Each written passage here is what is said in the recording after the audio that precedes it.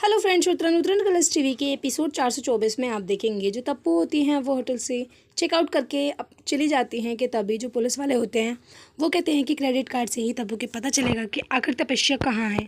उधर इच्छा जो होती हैं पूरे घर में नंगे पैर ही काम कर रही होती हैं। तभी जो वीर होते हैं आके उन्हें स्लीपर देते हैं, कहते हैं कि क्यों अपने आप को कष्ट दे रही हो, ऐसे क्या वंश भैया खुश रहेंगे। तभी जो इच्छा होती है वो बताती हैं, कहती हैं कि अगर कोई परंपराएं बनाई हैं तो वो कुछ सोच समझ कर ही बनाई होंगी। उधर दिव्या जी जो होती हैं वो मंदिर जाती हैं जहाँ पर उन्हें मासूम मिलती है, कहती है कि पापा ने तो मुझे बिना गलती की सज़ा दिया, मैंने तो चोरी भी नहीं की थी।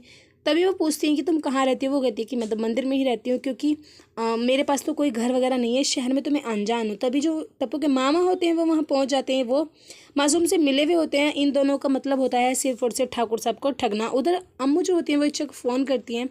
इच्छा जो होती हैं वो बताती हैं, कहती हैं कि अम्मू मैं तो बिल्कुल ठीक हूँ और मैं अच्छे से खा पी रही हूँ, पूरा परिवार मेरा ध्यान रखता है, सभी की कमी महसूस सभी मेरे साथ है, इसलिए वंश की कमी मुझे महसूस नहीं होती है। तभी वीर वहाँ आ जाते हैं। वीर कहते हैं कि तुमने अम्मू से झूठ क्यों बोला।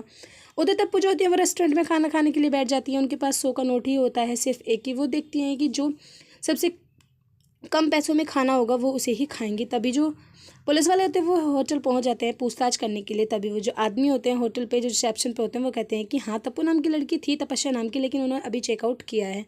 उसके बाद जो एसपी होते हैं वो उन्हें ढूंढ लेते हैं, कहते हैं कि अरे मिसेस बुंदेला, आप ऑटो में सफ़र क्यों कर रही हो। उसके बाद वो उन्हें अरेस्ट करके ले जाते हैं। वो ज़बरदस्ती उनके हाथ में हथकड़ी डालते हैं, लेकिन तप्पू मना करती है, कहती है कि मैंने कुछ भी नहीं किया है, प्लीज़ मुझे छोड़ो, मैंने कुछ भी नहीं किया है।